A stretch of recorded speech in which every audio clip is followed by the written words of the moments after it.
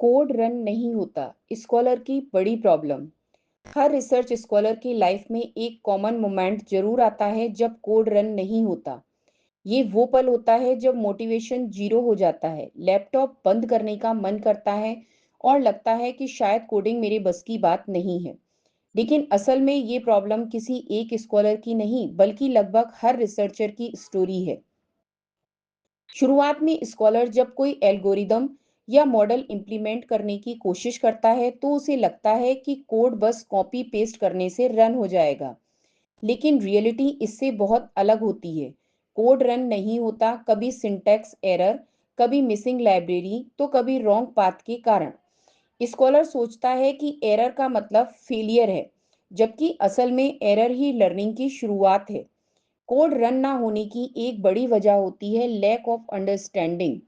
कई scholars code के logic को समझे बिना डायरेक्ट इम्प्लीटेशन करते हैं। उन्हें सिर्फ आउटपुट चाहिए, प्रोसेस नहीं समझना।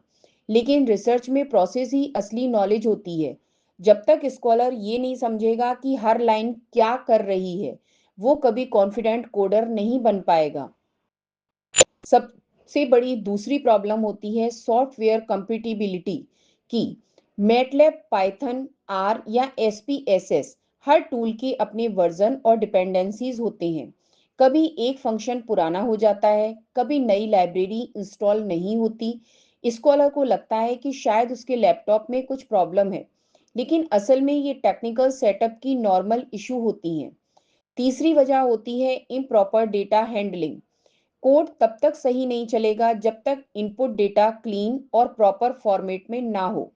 कई स्कॉलर सीएसवी या एक्सेल फाइल इंपोर्ट करते समय छोटे एरर्स करते हैं, जैसे मिसिंग हेडर्स, रॉन्ग एनकोडिंग या एक्स्ट्रा स्पेसेस, और फिर जब आउटपुट नहीं मिलता तो पूरा फॉल्ट कोड पर डाल देते हैं।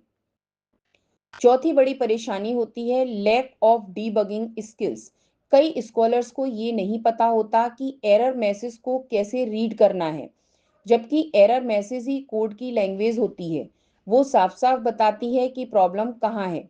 लेकिन बिगनर्स इसे इग्नोर कर देते हैं और इंस्टेड में ऑनलाइन फॉर्म्स पर क्वेश्चन डाल देते हैं, why my code is not running. असल में कोड रन ना होना रिसर्च प्रोसेस का नेचुरल पार्ट है। हर एरर स्कॉलर को कुछ नया सिखाता है। जब स्कॉलर एक एक बग फिक्स करता है तो उसकी लॉजिकल थिंकिंग और टेक्निकल कॉन्फिडेंस दोनों बढ़ते हैं। लेकिन यहाँ सबसे इम्पोर्टेंट रोल आता है गाइडेंस का। बिना प्रॉपर गाइडेंस के स्कॉलर एरर में ही उलझा रह जाता है। कई बार बस एक लाइन की करेक्शन से प्रॉब्लम सॉल्व हो सकती है, लेकिन वो लाइन समझने में उसे हफ्तों लग जाते हैं। ऐसे में एक एक्सपीरियंस्ड गाइड स्कॉलर को डायरेक्शन दिखा सकता है कि कैसे डीबग करना है, कैसे लॉजिकल फ्लो समझना है और कैसे पेशेंस बनाए रखना है। इसलिए जब भी कोड रन ना हो, स्कॉलर को घबराना नहीं चाहिए। उसे याद रखना चाहिए हर एरर उसके रिसर्च जर्नी का हिस्सा है।